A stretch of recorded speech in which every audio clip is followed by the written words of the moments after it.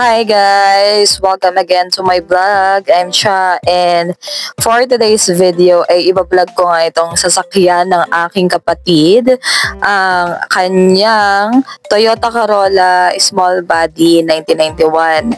Yun nga yung unit itong sasakyan na to guys. Then yun nga, naisipan namin at natripan namin pumasyal sa Infanta. Iti-test drive natin siya guys kung kaya ba ng Toyota Corolla na to ang pagpunta sa Infanta. Medyo malayo din yan guys, 3 hours. So, start na ng biyahe.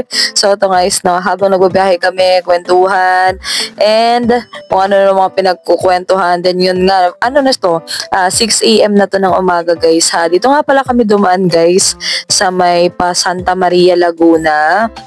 Then, ito nga, medyo maganda yung way dito, guys. Kasi nga, tinan nyo naman, guys. So, tinan nyo yung mga dinadaanan namin. Sobrang presko, sobrang ganda ng dinadaanan namin, guys. And mapuno talaga siya.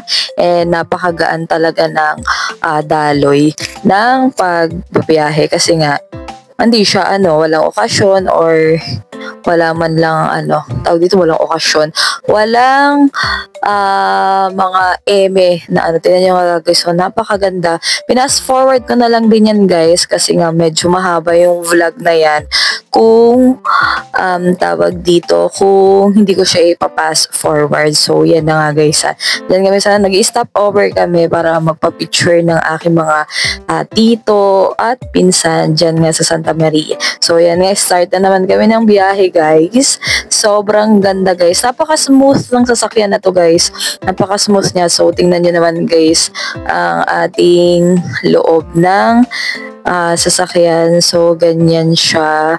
Then ayun nga, habang dinadrive niya to guys, napaka-smooth niya. Ang lakas pa ng makina niya guys. Kanina kasi, kami, tawag dito, nag-uuyjunan kami na baka hindi nga kami umabot sa Infanta kasi nga, kung titignan niyo yung sasakyan, at itinan niyo yung sasakyan guys, parang hindi niya kakayan kasi nga 1991 pa siya na unit. Then ayun nga, 'di ba? Nag-aasaran kami kanina. So yan, ang ganda nung ang ganda nung ating mga daan dyan, mga greenish and freshy, leafy So yan nga guys, super duper ganda. So yan nga, and yun nga yung kasama namin, yung iba nakakatulog na. Syempre, bilang ako yung nasa unahan, katabi ng aking kapatid, di ako pwede matulog kasi ayan nga, baka eme. Ayan. So yan, tinan niyo yung tinan niyo yung ulap, ang ganda. Dito lang yan maulap guys, na parang bumaba yung clouds na hindi ko alam saan banda to. Basta way to, pa Infanta ha. Pa Infanta Real Quezon. Pero hindi nga, way to pa Infanta, papuntang Infanta. Pero nadiretso kami sa nadiretso na lang kami sa Real Quezon. Ayan. Paglagpas nyo naman guys ng ulap na yan, dyan lang banda maulap talaga yan. Dyan lang ba parang bumaba pa yung ulap. Ang ganda, basta ang lamig dyan, ang lamig. Then yun nga, kapag lagpas niyan guys, malaman mo naman kapag malapit ka na, pagkalagpas niyan, mainit na, medyo mainit na doon. So kaya siguro ganyan kasi nga mapuno, then tawag dito, and bundok nga ang dinadaanan.